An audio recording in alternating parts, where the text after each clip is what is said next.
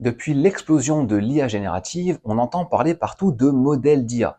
On entend GPT-5, le modèle 4o, Gemini, Mistral, Llama. Mais qu'est-ce que ça veut dire exactement, tous ces noms? C'est quoi exactement un modèle d'IA?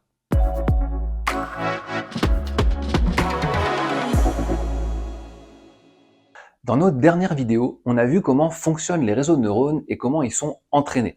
Souvenez-vous, pendant l'entraînement, on injecte des données dans le réseau de neurones, il fait une prédiction et lorsqu'il se trompe, on ajuste les poids pour que la prédiction soit correcte. Dans le cas d'un LLM, on envoie du texte, le réseau de neurones fait la prédiction du mot suivant et lorsqu'il se trompe, on ajuste les poids. Et phrase après phrase, paragraphe après paragraphe, le réseau de neurones devient meilleur à prédire la probabilité du prochain mot. Eh bien, à la fin de cet entraînement, ce qu'on obtient, l'état final de notre réseau de neurones, c'est ça qu'on appelle un modèle d'IA.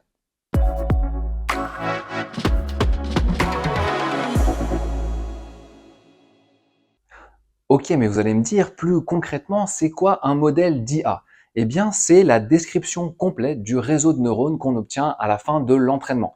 C'est constitué par, premièrement, son architecture, c'est-à-dire le nombre de neurones qu'on a utilisés dans le réseau, le nombre de couches de neurones et comment les interconnecter les uns avec les autres. Deuxièmement, les poids, évidemment la valeur finale des poids à la fin de l'entraînement, ceux qu'on a ajustés petit à petit. Troisièmement, le type et la taille des données que le réseau de neurones peut prendre en entrée et le type et la taille des données qu'il génère en sortie.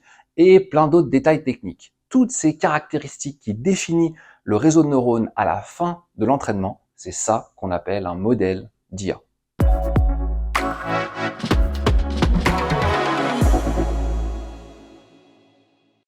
Ce qu'il faut comprendre, c'est qu'un modèle, au final, c'est ni plus ni moins qu'un gros fichier, en général de plusieurs gigas dans le cas d'un LLM, qui contient toutes les caractéristiques du réseau de neurones qui a été entraîné. C'est pas un produit fini, il n'est pas utilisable directement.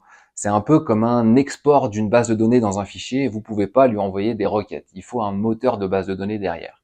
Eh bien, dans le cas d'un modèle d'IA, c'est la même chose. Pour l'utiliser, il faut ce qu'on appelle un moteur d'inférence. Le moteur d'inférence, il va charger le modèle depuis le fichier du modèle et vous exposer une interface pour interagir avec lui. Une interface comme un chatbot web ou une API. En fait, quand vous parlez à ChatGPT, vous parlez avec le moteur d'inférence de ChatGPT qui a préalablement chargé le modèle GPT-5 et vous expose une interface pour lui soumettre des prompts et obtenir ses prédictions, ses réponses.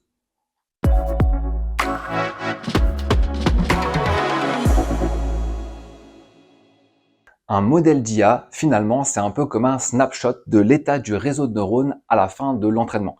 Et il faut un moteur d'inférence pour charger ce modèle et nous exposer une interface pour interagir avec lui.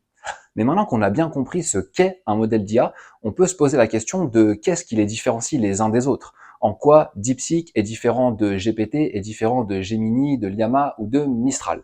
Eh bien, c'est précisément le sujet de la prochaine vidéo. Alors, à très bientôt.